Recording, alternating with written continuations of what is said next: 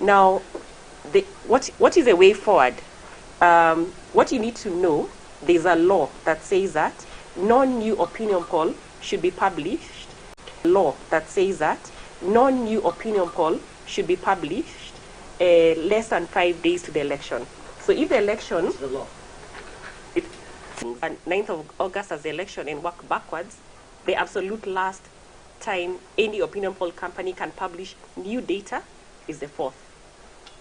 So please bear that in mind, and we will be making a decision whether we will do any other survey between now and the election. Also want to emphasize that we did this survey. Some interviews were done before the debate and a few were done after the presidential debate. I'm not sure whether it was a debate or it was an interview with one person.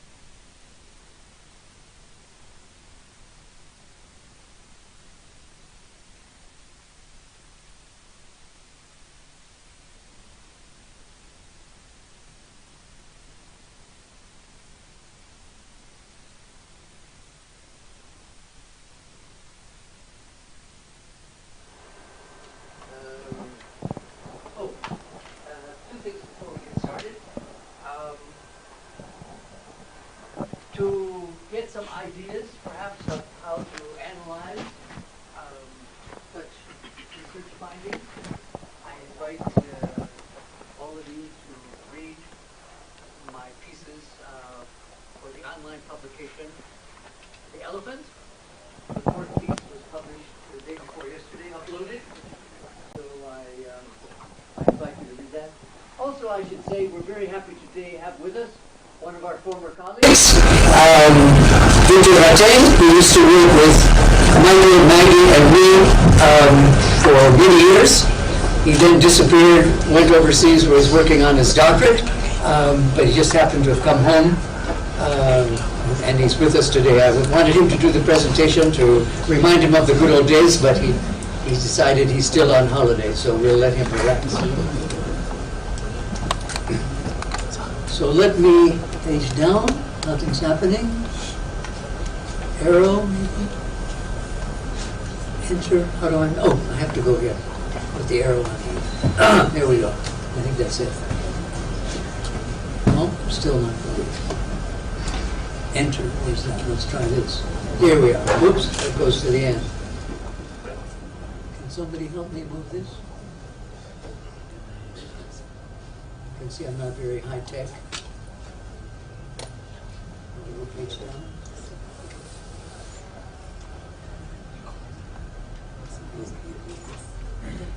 I see. Okay. Okay. So as Maggie said, this is what we're going to cover today. And since she already gave you the headline, I think we can just move. We begin with, well, maybe I should go back here. As Maggie said, this was a household face-to-face survey, the first one we've done since before COVID came. And we suggest here in the introduction some of the questions that we think the survey will help to answer.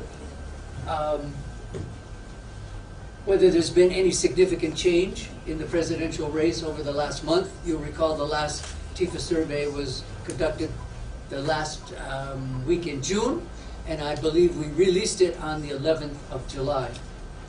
And related to that, the main question that people were asking, not only from our survey but from others, whether the entrance of two additional presidential candidates, George Wajakoya and David Wahiga Maure, could possibly force a runoff by preventing either one of the top two candidates to get over the 50% plus one threshold.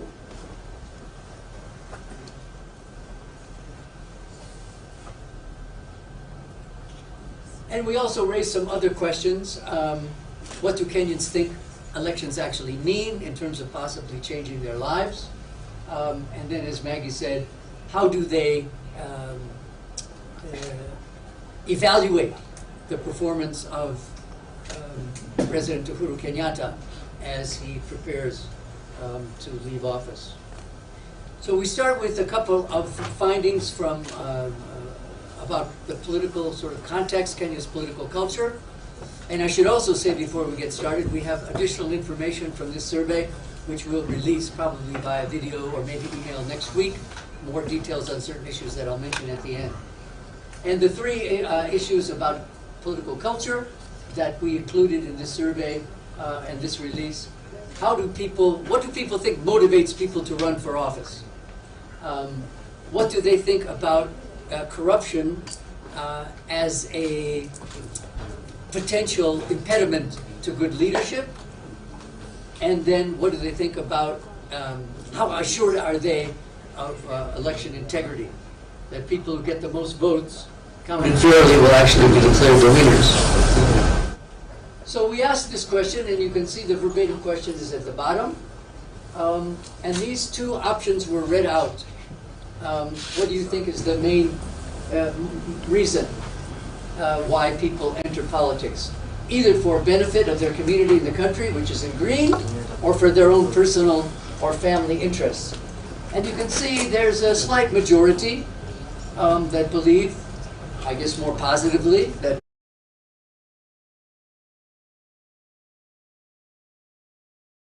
choose between one or the other. And when we correlated our responses, self-identify with ODM and UDA, we don't see much difference. And even in terms of who people say they're going to vote for on August 9th, Odinga supporters and Ruto supporters, these are basically within the margins of error of the survey. So we can say that Kenyans are pretty much agreed as to how much they disagree as to what's the main motivation of people who go into politics. When any of you decide to run for office, whether you start with MCA or women's rep,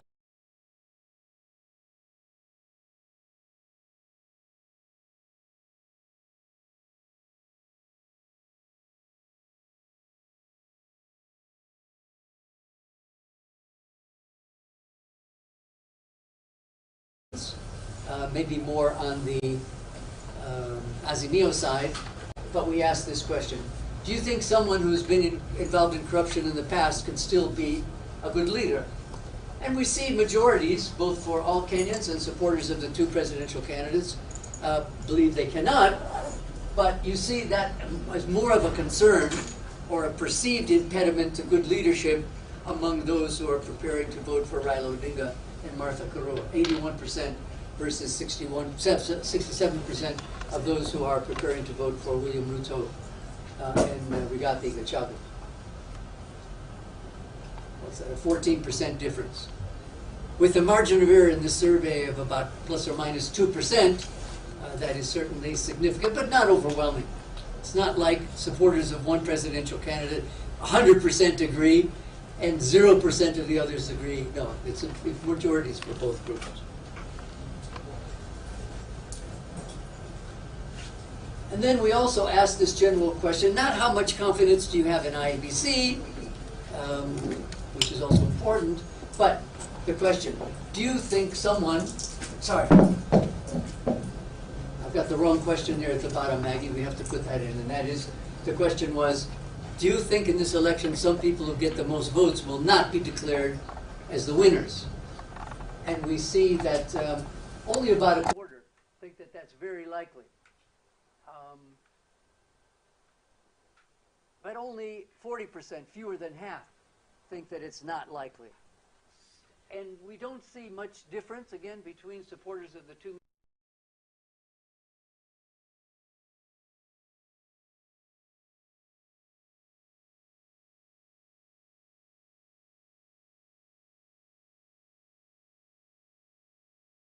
More confident that somebody who gets the most votes will not be declared the winner. A little more doubt among supporters of Raila Odinga and Martha Karua that this could happen. But still, 27%, 26%, that proportion that thinks it's very likely is identical. Still, we would like to be in a situation where that percentage was zero, where nobody had any doubt whatsoever that somebody who got the most votes is not declared the winner, or to put it the other way, that somebody who didn't get the most votes is declared the winner.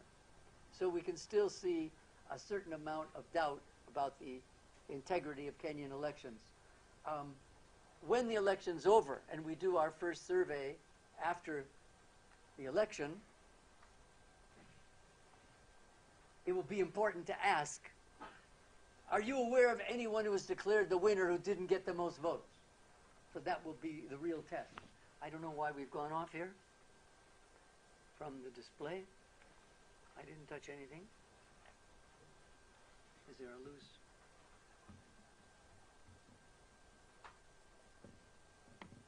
It's a nice flower. Here we are. Okay.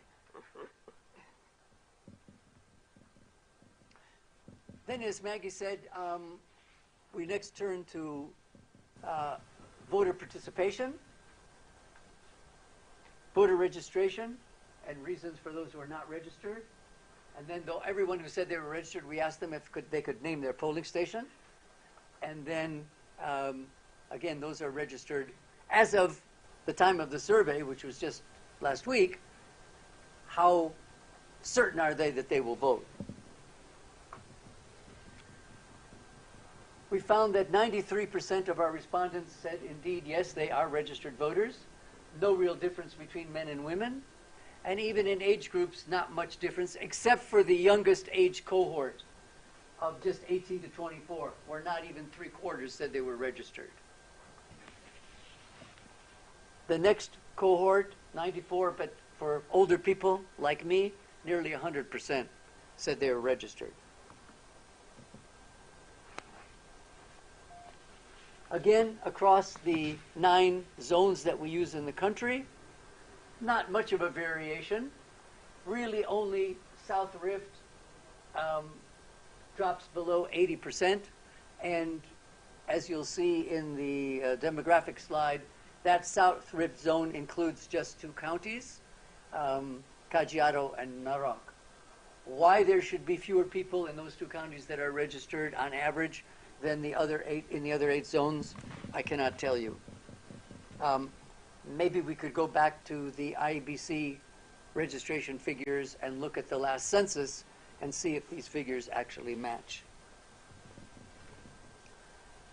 Of all those who claim to be registered, we asked them if they could name their polling station. Almost everybody could, and really no difference in that ability to name the polling station either by gender or age.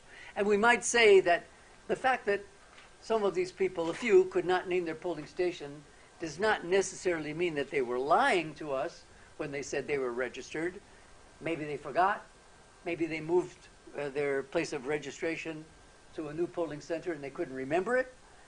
Maybe even some sought to change to a new polling station, but they haven't had time to actually go and verify that their name will appear at that polling station in the registry when it's time to vote. So for people who couldn't name their polling station, we didn't ask, why can't you name your polling station? We didn't want to be that aggressive in our questioning. For that 7%, you saw that overall 93% say they were registered, but we did ask those 7% who said they were not, why not? And you can see overall the 2 most common responses, frequent responses, either they were too busy doing other things during the voter registration period, and that would apply mainly to young people, because older people have had years to get registered, or that they never had an ID or a passport. So those 28 and 26%. Another 1/5, 21% said they had a passport or an ID and it got lost. There's another 14% who say they don't think elections will, whoever wins will improve their lives. And then 8% who don't trust the results. Very, very few, only 1% said They don't register because they associate elections with violence and they don't want to subject themselves to that risk. I'm sure if we'd asked this question 13 years ago, or before the 2013 election, after what happened in 2007 and 8, we would get different responses.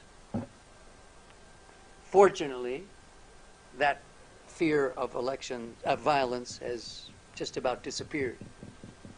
Among all those who said they are registered, we asked them, all right, what best describes your expectation of your behavior on August 9th? Would you say you will definitely vote?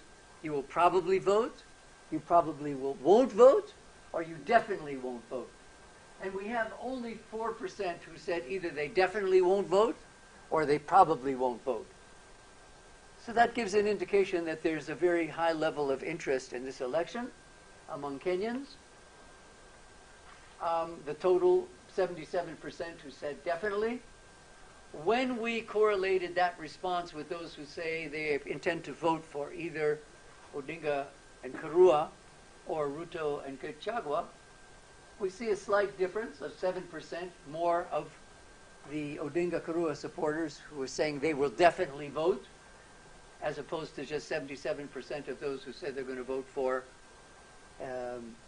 Ruto and 𝗔𝗕𝗢𝗧. So that, in terms of voter turnout, you would think might give the Raila Odinga ticket a little bit of an advantage. But we know from other research that's been done on voting behavior in Kenya and in other African countries that whereas these figures come from an individual interview, it's not a focus group. You're sitting, in this case at a household survey, looking at the person you're interviewing, just the two of you. But as I said, we know from research on voting behavior in Kenya and elsewhere,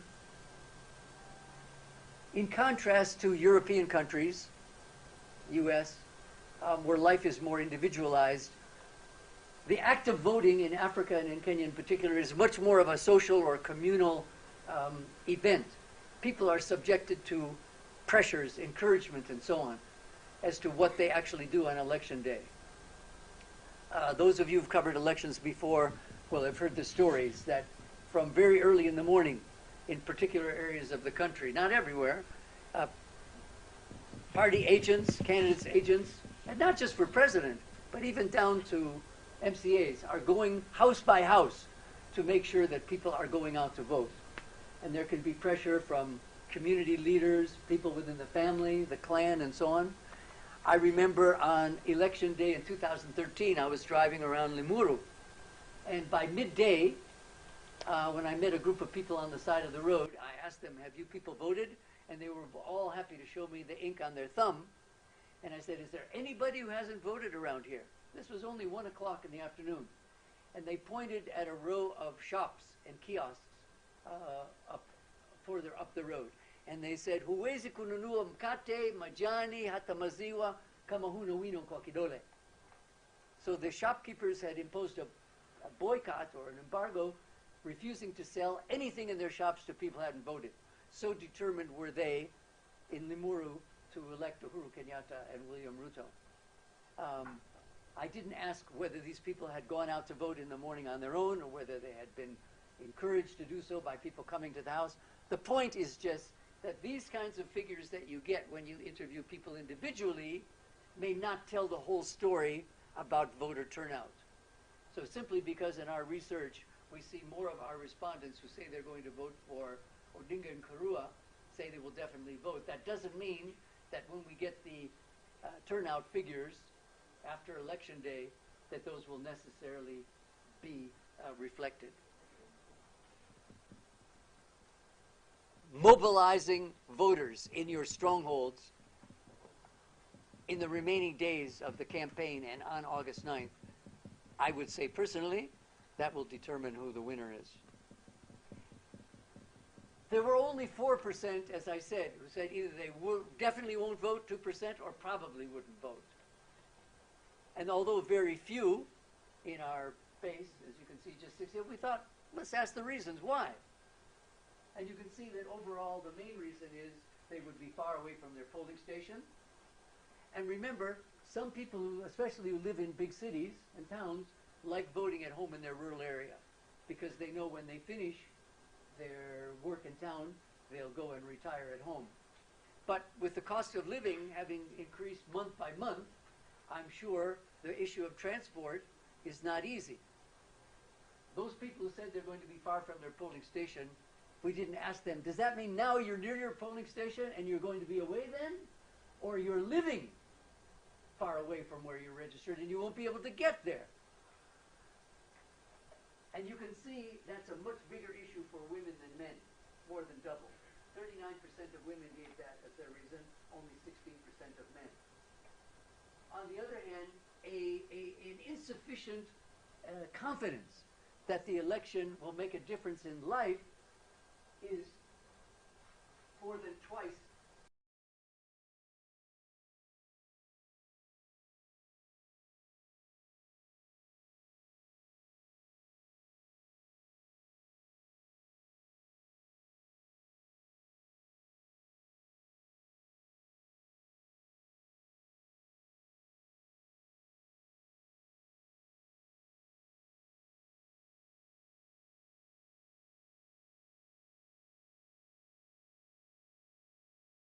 Voting, they might change their mind. But we thought that was important to dig down a little deeper and find out what reasons those people would give.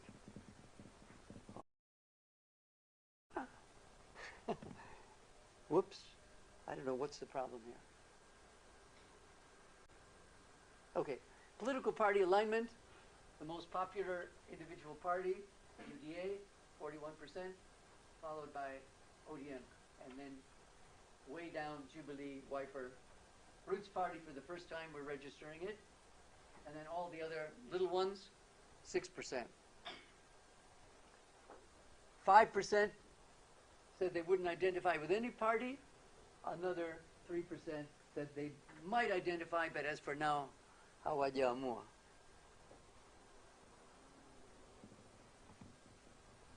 The distribution of political party support across the 9 zones. I don't know what's happening with this. Why does it keep going off? Does anybody know? Well, it's back. I just... Sorry about that. Highlighted in blue where each party is the strongest. And you can see... Why is it doing that?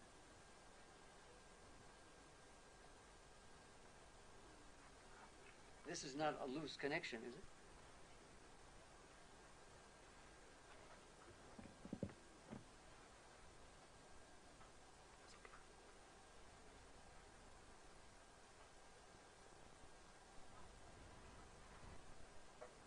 Sorry for that little hitilafu.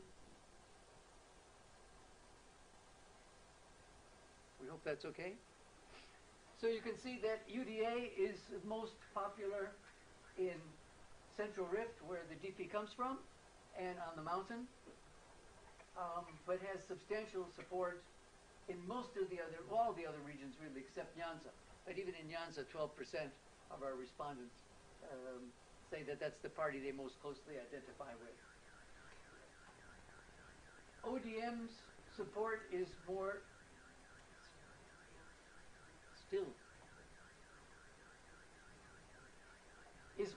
spread out over the country. Strongest where the former Prime Minister comes from in Nyanza. I don't remember having this problem before.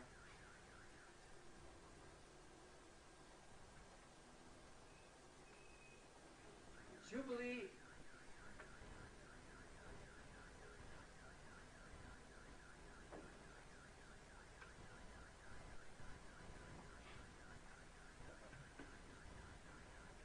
I'm not a technical person, so I'm glad there's some people here who know about these things.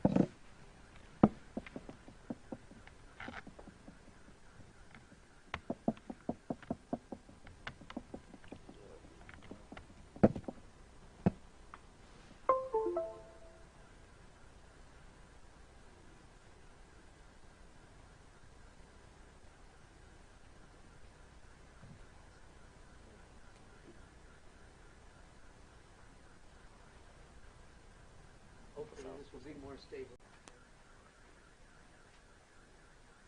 As I was saying, Jubilee most popular on the mountain, but even there, only 15% of mountain residents pick Jubilee as the party they identify with most, and Wiper most popular in Lower Eastern.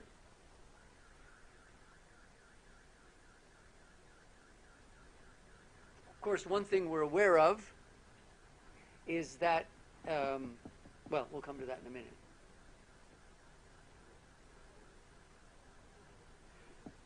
I would just remind you that you don't need to look at the distribution of registered voters from IBC to know that these different zones vary quite significantly in terms of how many registered voters there are, with the Mount Kenyan zone being the largest in terms of registered voters.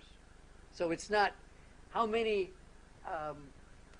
areas your party is the most popular in only, but how many people are there. We also looked at the parties that people identify with in terms of the choice between the two main candidates. And you can see here, to no surprise, that ODM is most popular party among those who are going to vote for Raila Odinga and Martha Karua, and UDA even more popular among those who are going to vote for the deputy president and the MP for Mathira, 𝗔𝗕𝗢𝗨𝗧. But that difference of 69% and 90 is not surprising, keeping in mind that whereas Azimio, as a coalition, has, I believe, 26 political parties, and Kenya Kwanza Alliance has only 11. So we can say the family of those who are intending to vote for Raila it's a larger family. It's got more members.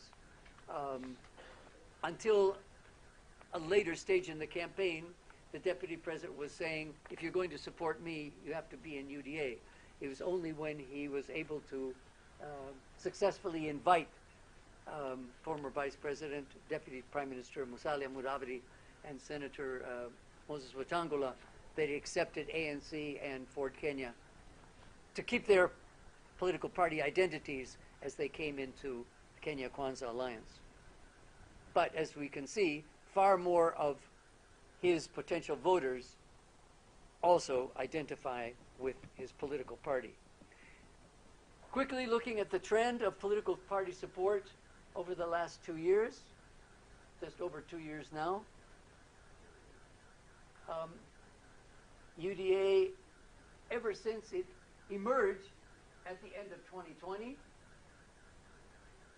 by early 2022, earlier this year, became the most popular party.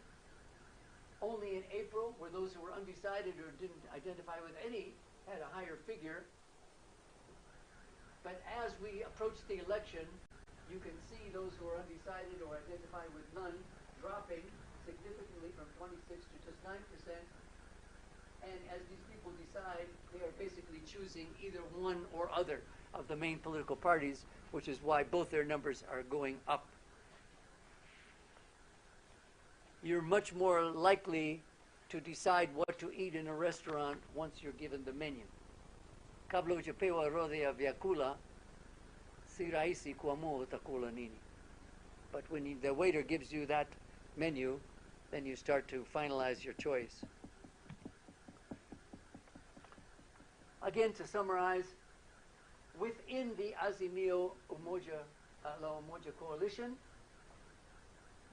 which is 47% of Kenyans identify with that, slightly fewer identify with Kenya Kwanza, 42%, and we see almost equal numbers of ODM supporters and UDA supporters who identify with their coalition.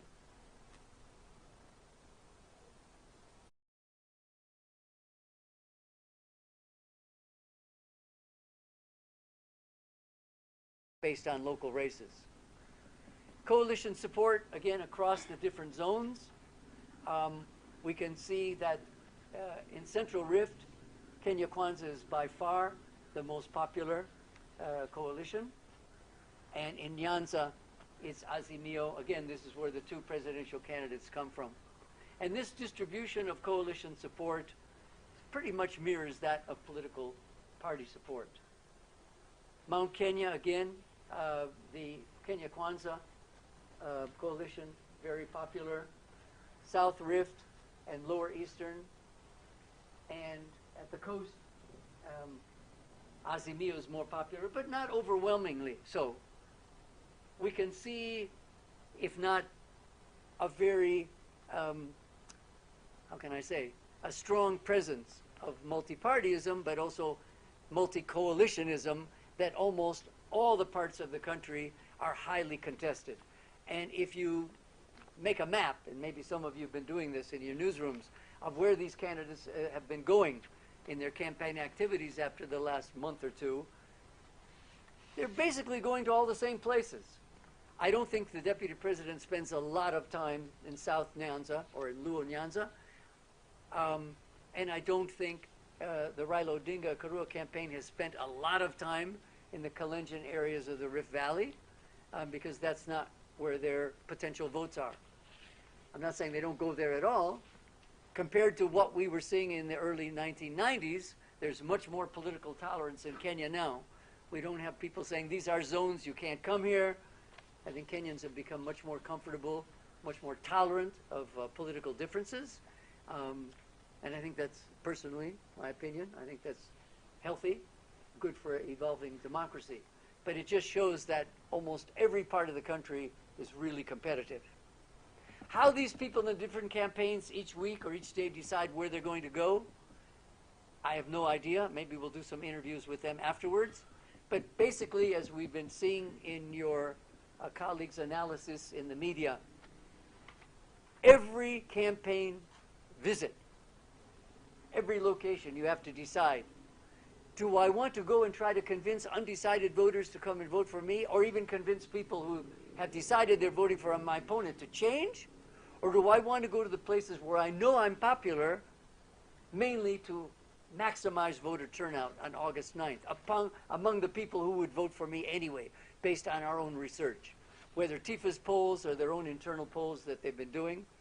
And I could say also, we know from various sources that there's been more polling by the campaigns for their own purposes in this election than ever before in Kenyan history. Who they've been getting to do their polls, that's another issue. Again, the coalition support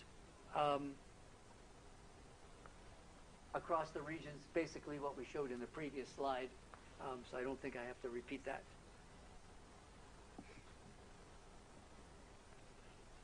We also asked this question, whether people think that there's any political party in the country that exists and works for the interests of people like them. And you can see overall, only 2/3 of Kenyans are convinced of that. Slightly higher among those who identify with either of the main political parties and the main coalitions. The main political parties, including others. Not surprising, only 1/3 of people who don't identify with any party think that there is a party that works for the interests of people like them. If they did, they probably would identify with one. So that's a little bit worrying, given the fact that there are, I think, 85 parties registered at the office of the Registrar of Political Parties. And I might say happily, I'm proud to say that it's run by one of my former students at the University of Nairobi, Anna Ndericho, who studied comparative politics when I was teaching there. We would like to see that number higher. Why is it that more Kenyans don't think that there's any party that works for the interests or exists for the interests of people like them? That's a qualitative question. You people can investigate it. Okay, now let's come to the presidential contest. We are now, what, 17 days away? 16? How many days? 10, sure. It's only 10. Because we're almost, July is only 1 day, 2 days left. And then only 8 days until the day, Judgment Day in August. So our results produce these, our research produced these results, where the former Prime Minister has a lead which is really within our margin of error of plus or minus 2.2, 2.1. We measured a little bit. What I think is most significant is that compared to our poll a month ago, the third most popular candidate, 𝗔𝗕𝗢𝗪, has dropped by about half. He was 4% in our last survey. Now he's just below 2%.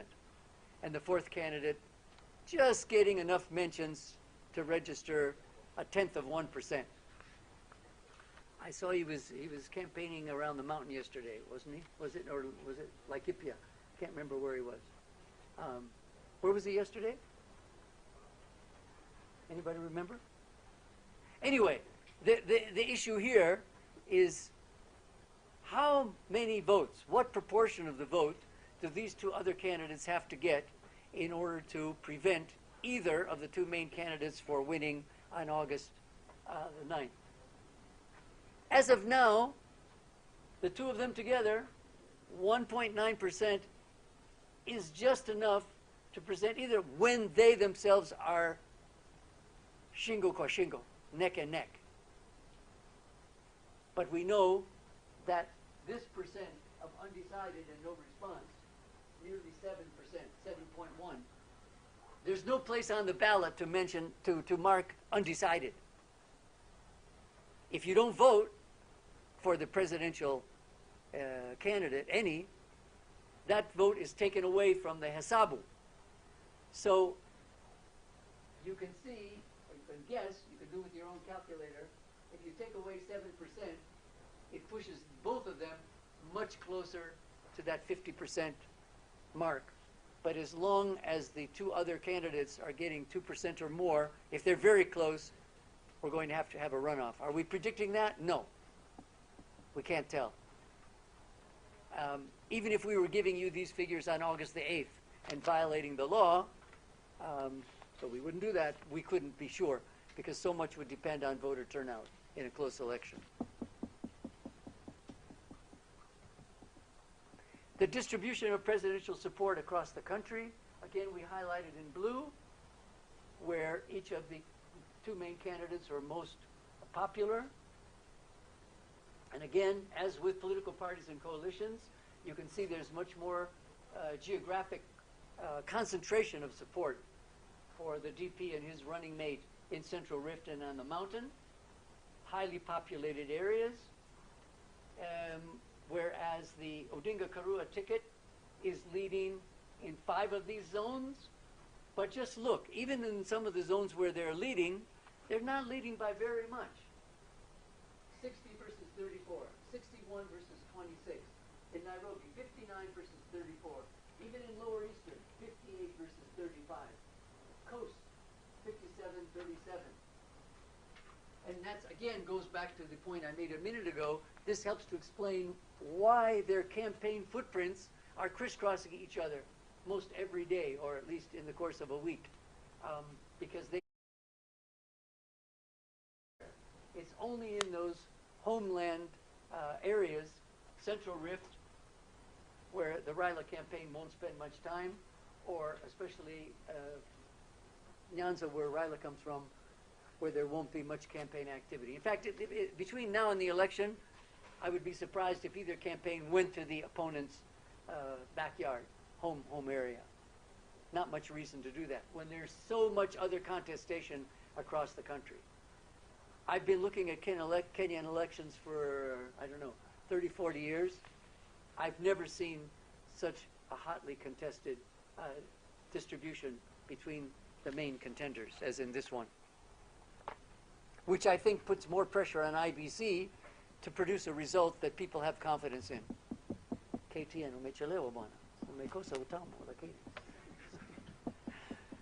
Better late than never.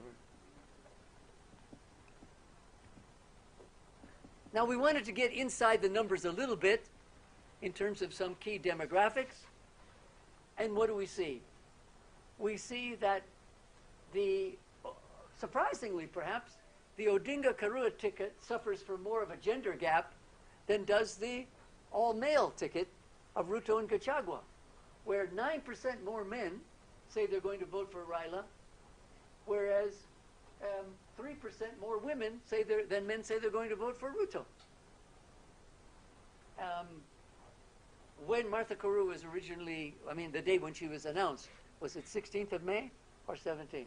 As the running mate, we saw a lot of celebration by women's groups and so on and so forth, saying this will encourage women both to vote and to vote for a ticket that has a deputy president. We're not seeing that in the data. In age, we don't see much of a difference. Slightly more support among the younger people for the Ruto Gachagua ticket, 46 versus 43, barely outside the margin of error. Where we do see a big difference, although the number is very small, is 3 times as more young people saying they're going to vote for 𝗔𝗕𝗢𝗨𝗧 and his running mate 𝗔𝗕𝗢𝗎𝗓, but with his 1.8%, that's not many votes. It can be enough to, as I say, force a runoff, but it seems that if 𝗔𝗕𝗢𝗓 was not in the race, more of those of his 3% of the younger people would probably go to the deputy president, since he is somewhat more popular, a little more popular among younger voters.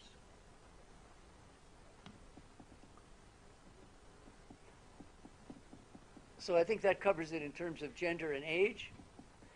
We also just looked at the gender trend over the last 2 years, and we can see that for the deputy president, and now with his running mate, 2 genders has been pretty even. Crisscrossed a little bit. More men said they were voting for him than women. Now it's the other way around, by 3%, as I said. But no statistical gender gap there. He's equally popular among men and women. Whereas for the former prime minister, he has suffered from a gender gap right from the beginning of our series of surveys going back now 25 months. And even after, as I said, the selection of a woman as his running mate, and that survey was done just the day after that announcement, we haven't seen that gender gap closing. That doesn't mean that the presence of a woman on the ticket can't encourage more women to vote on election day or even attend rallies now, but that doesn't necessarily mean that they would vote for Odinga and Karua. And yet you see overall, as we saw with the trend, that especially since a year ago in June, when Raila was at his low point, his numbers from both genders have been going up. And they've continued to go up, so that whereas in February, the deputy president was leading, as we showed you a minute ago, or no, we'll show you that next. It may be that Odinga's choice of Karua as a running mate is having a very positive impact, not in terms of gender, but in terms of attracting people of both genders for other reasons. Maybe she's seen less as a woman and just more as a politician with a history of performance that really has nothing to do with her gender.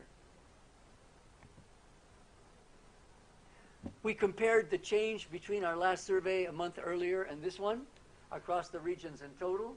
We see that for Odinga and Karua, they've gone up by 5% on the far left, and they've gone up especially in South Rift, although that's just the 2 counties, in Western 13%, Nyanza 13%, Raila's consolidating there, Lower Eastern, now that Kalonzo is backing him, gone up 12%.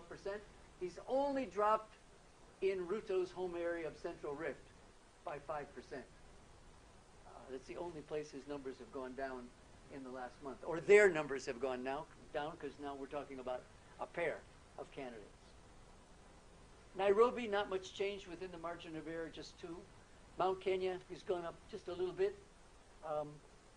and then up 7% at the coast. When we look at the same change for the opposing ticket of Ruto and Gachagua, we can see again, they've also gained 5% since the last survey, and that's simply because the undecideds, as we showed, were decreasing from 26% down to 7%. People are making up their minds, but those undecideds are not dividing themselves disproportionately. Each side is benefiting equally, even if there's some changes. In northern Kenya, the DP and his running mate suffered a major decline of 24%. They've also dropped down in western 11%, notwithstanding the support that they've been getting from ANC and Ford Kenya. But very healthy increases in his home area of Central Rift, up by 20%. Up at the coast, 11%. Up on the mountain by 13%. Up a little bit in Nairobi. Just let me go back, and you can just, whoops. If we compare now and look at the coast, Raila has gone up 7, and on the mountain he's gone up 3, and in western Raila has gone up 13. And you can see in western, Ruto and 𝗔𝗕𝗢𝗀 have dropped 11. So Raila has been eating into their support in western. No doubt about that. At the coast, Raila has gone up more, 11%. But as I said, only, whereas the deputy president gone up 13 on the mountain, Raila only 3, hardly at all. You can be sure that these campaign teams are not having to rely on data that we give to you in the public. They're doing their own, and they've got these same figures. And they're making decisions, as I said, on a daily basis. Where do we need to go to maximize our return on the 9th of August? Yes, this was the trend slide over the last 2 years. And we can see, as I said, since April, when the DP still had a lead of 7%, it was really just after the choice of the running mates that Raila overtook him, Raila with Martha Karua, and has maintained that very narrow lead since, as both of their numbers, as we showed, have gone up, as the undecideds, the purple has gone down, down to 5, and people who no response, wouldn't answer the question, also gone down. 6, 4, 2. As I said, when you go into the restaurant or hotel and you're given the menu, you've got to make your choices. You can't say, and mimi nataka sahani tu. You be given an empty plate, you're going to leave as hungry as when you came in. So the approaching election day is encouraging people, putting pressure on them to make up their minds. By all accounts, as I said, this is going to be a very, very close election, and voter turnout will probably make the difference, combined with whether the other two candidates combined, especially 𝗔𝗕𝗢𝗀, will win enough votes to force a runoff.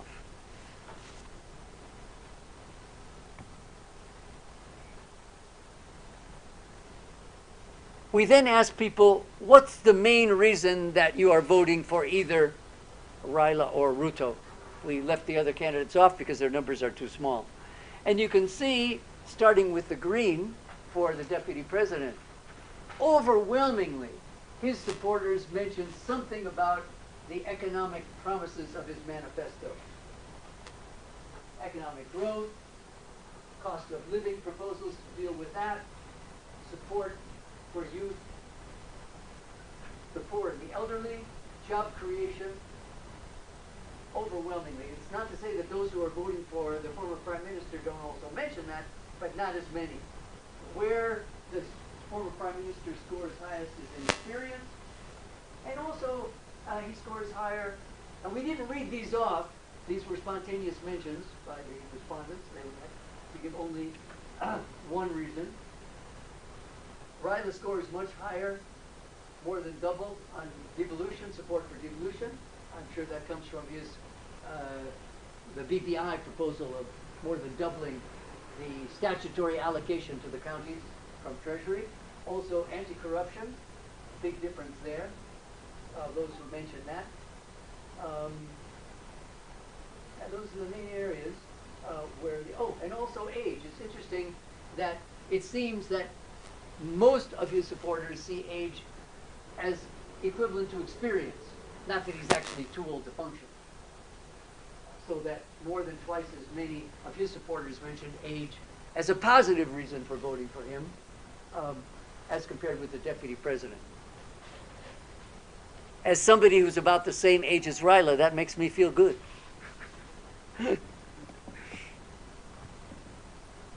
And then finally, the last section, people were asked to identify what they think are the most positive and negative things about the president's legacy. And we can see under the positive mentions, among all of our respondents, as well as those who are supporting either of the two main presidential candidates, infrastructure is mentioned most, but improving security also gets very high mention. I think they were allowed to give 2 responses, was that correct? That's why these are totaling more than 100? Pardon?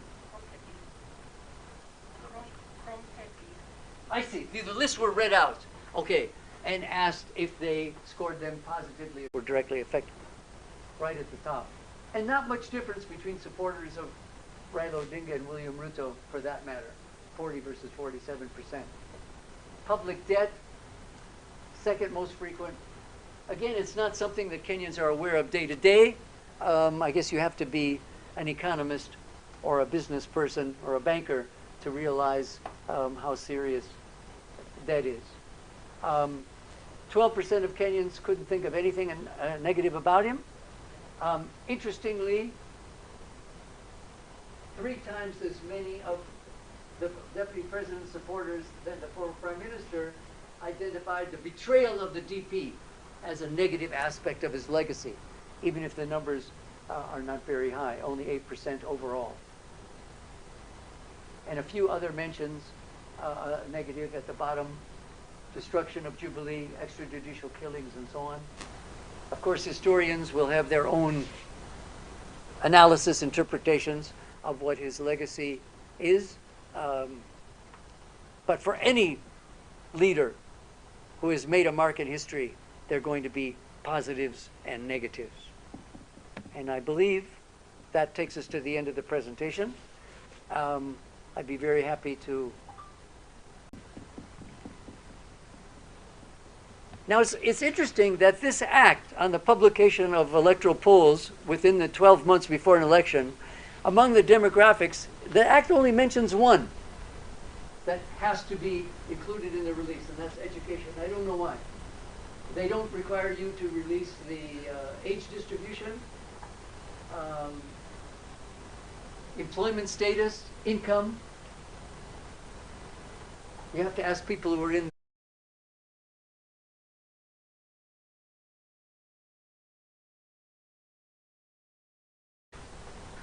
So we produce more than that.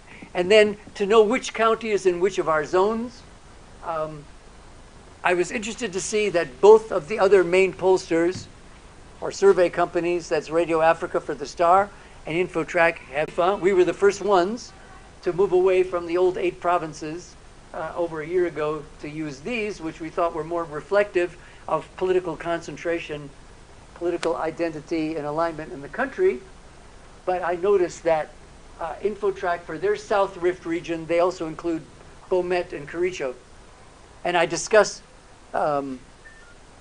this in my elephant article, all about zones and to what extent zones reveal the concentrations of particular ethnic groups. So read my elephant article, download it for free on the internet. And now, questions. Just, if you have one, please say your name and what media house you represent. Or if you're a spy, you can say who sent you to spy. Yes, please. Name and where you come from. Professor Ol from 𝗔𝗕𝗢𝗀𝗀. I represent the Western Africa, which is an online news publication. I see. I'm not familiar with it, but I'm not very good at online. What's your question? You will at some point. Thank you. Yeah, so Nice and loud so everybody can hear. in your presentation, you spoke about so many opinion polls in this particular campaign that in any other previous campaign. Is it a case of he who pays the piper plays the tune?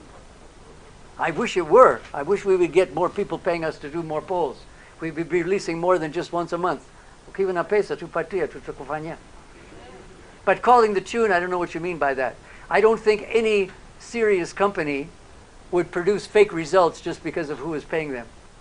They would kill the company. I mean, elections are only once in 5 years. Ask Maggie Herrera's accountant.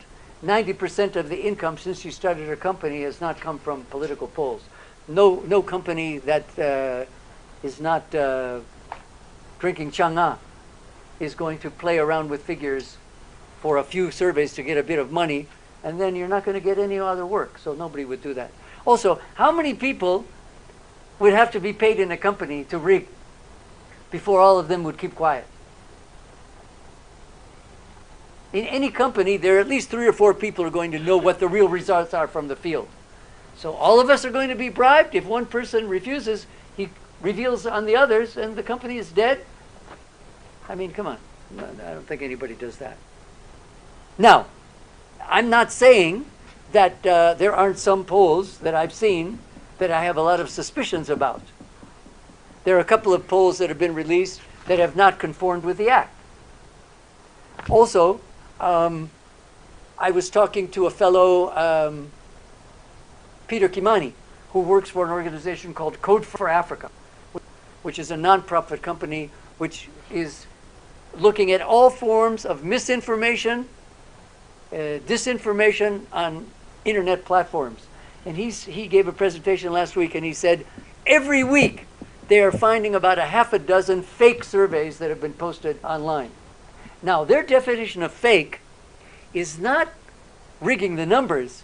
It's taking some funny numbers, halafu kubandika on a Tifa or other reputable company logo.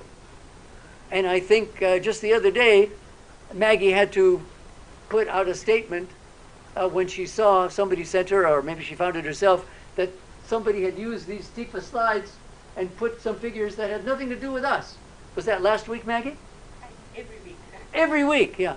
As I say, Bwana Kimani, he said they're finding 6 or 7. And what they do is when they see a poll, supposedly from a company online, they call the company and ask, is this really your data? They found 6 or 7 per week over the last month or 2, which are fake. But that's different from what you're saying, where you get a legitimate company like us that says, oh, our survey says so-and-so has 30%, let's make it 60%. Doesn't happen. Does that mean that every company is as careful in their methodology as the others? That I can't comment. All I know is that for the companies that I've worked for, I've not been aware of any so-called rigging, or I wouldn't be working for those companies. My professional academic reputation is more important. But you have to ask that question to others. I will ask you this question. How can you find out if the results that you're being given are correct? Read my 4 articles in The Elephant. Then we talk. My name is Colin from the Voice KD. From where? The Voice KD. Okay. So I was asking, we are talking about you do this survey every 5 years, isn't it? Do you have done so many surveys? Wait a minute. Let's stop right there.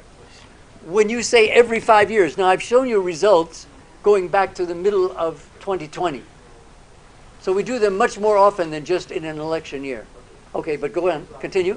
Okay. Yeah. So do you ask the same people? Because I would like to know how many people here are whether it is a dead or have received maybe questions from people according to we ask about this survey. Because how many people? If you have ever been asked a question to answer to this survey. Because I would like to know if you do teach the same people. Because we have never, for example, what you know, we had, you reminded me, we had, before the last election, we had a forum at KICC. And there were several people from survey companies there, people from media. And because we were all getting a free lunch, there were like 600 people in the hall. And I forget who was moderating. It was a woman from, I think, the ICT ministry. And somebody in there asked the same question. And so the lady, I'm sorry, I can't remember her name, she said, okay, we've got a big group here. Have any of you ever been interviewed? And about 7 hands went up and said yes. 7 out of 600. Now you ask the statistician. That's about the proportion of people in a random sample of 2,000 with an adult population of 30 million that you would get. Now, I can give you a little bit of a hint. I told you from this survey, we have quite a bit of material that we're not releasing today. We'll release some next week. You should be working for me. We asked in this question, in that survey, have you or any family member since the beginning of this year been interviewed by any company, either face-to-face at your house or on phone, about the election? And we got, what, about 8% who said yes. And then we asked for them which company or companies have been interviewed. And we got the names of all of them because we want to find out who is doing secret surveys and not releasing them for these politicians. Lakini ukitaka hiyo data utatoa kitu. Kasi iko tamu sana. So it's true. I mean, in the US, where you get a national poll, Victor can tell you, of 1,500 with more than 300 million Americans, your chances of being interviewed in any particular survey is like 1 out of 10,000 or 1 out of 50,000. Very, very few. But you've raised an important point about who gets elected. Maggie said that until this one, because of COVID for the last 2 years, we've only been doing mobile phone surveys. How did we get those phone numbers? We didn't collect from our friends or from Morange's friends or Maggie's friends. No. Tifa was doing household surveys before, whether on education, agriculture, health, business, whatever. And at the end of those interviews in households, they would ask, "Kwa unyenyekevu, do you or somebody in the house here have a phone?" And 80 to 90% of Kenyans now do. And then we ask them, would you agree to give us your phone number in case in future we might be doing a quick poll where we don't have the time or the finances to send our vijana, our interviewers, mashinani, and we can give you a call? Almost 100% of Kenyans give us their phone numbers. Kenyans love to be interviewed. One of the main reasons that the pollsters in the US were wrong about the 2016 election was that too many of Trump's people refused to be interviewed because Trump said pollsters are bandias, they're all criminals. But Kenyans really like to be interviewed. So when we're doing those surveys, mobile phone, they are people who've been interviewed before. But the procedure is, and correct me,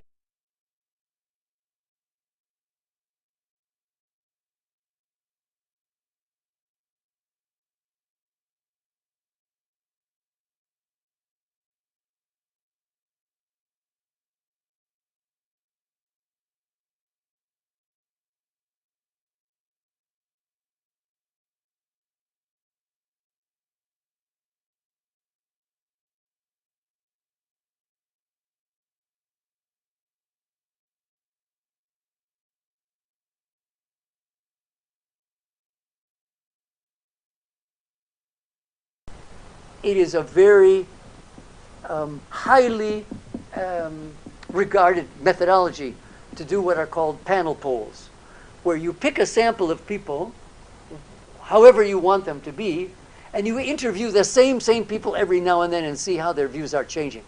Whether it's about an election, whether it's about security, whether it's about the economy, because you want to see how people are moving. It can be a small sample of just 50 or 100 people, but you want to be doing what they call a panel, where they interview these people mara kwa mara, the same ones. That's more qualitative in some way. We can't generalize the whole population. I wish we could do more of that, maybe when the election's over and we're trying to see people who voted for the winner. We pick 300 of them, and we track them every 3 months and see how happy are you with the government you elected. How's it performing? Even at the county level, we could do that. People voted for the governor, or even who people didn't vote. How satisfied are you with the governor you didn't vote for? And you keep asking them in each survey. But hopefully one day you'll be interviewed. I'm sure you'll be very happy. But it's a good question. There's nothing wrong with it. Sorry for such a long answer, but it's important. Anyone else? No? Are you inviting them, Maggie, to have some hot tea when we're finished? Or that was before? Yeah, that's it. Please. If there's nothing else, The next report.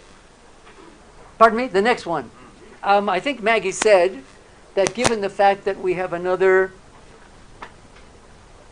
5 days before this act prohibits us from releasing, she will make a decision. If we do another one, though, it will be a Kati, it will be a mobile phone poll. But in the meantime, as I said, some of the data from this survey that we didn't release today, so we didn't overload you, we'll be releasing early next week. I think it would be, pardon? I want to make a clarification. A clarification. Okay, so I don't know if she's made the, she said she had made the decision up until August the 4th, but she'll make that decision in the next couple of days. Yes, what's the yeah, clarification? I just saw somebody who tweeted, one of the journalists, I'm sure you saw the tweet, somebody questioned how Tifa is able to collect data in 1 day. Did you see one of those tweets? Somewhere on social media, let's not say who it was. So, Like you did for the running mate survey? yeah. So if you have a questionnaire that has 5 questions or less than 10, it means that an interview takes about 10 to 15 minutes maximum. If you have 100 callers making calls, it is very possible to do a sample size of 2,000 within a day.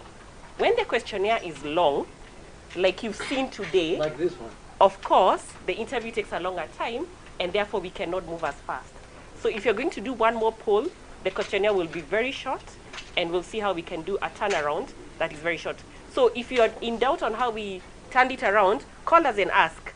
Don't post something on social media and ask questions. And one example of that, the survey that we did immediately after the announcement of both running mates, if I am correct, Maggie, there was 1,719 interviews completed in 1 day. But as Maggie said, the interviews took only 3 or 4 minutes. Are you aware of who the running mates are and who are you going to vote for? That was basically it. Okay, so we've come to the end, and if you go through that door and turn to your right, there's a cup of tea. You want to ask them something? Okay, sasa Kiswahili.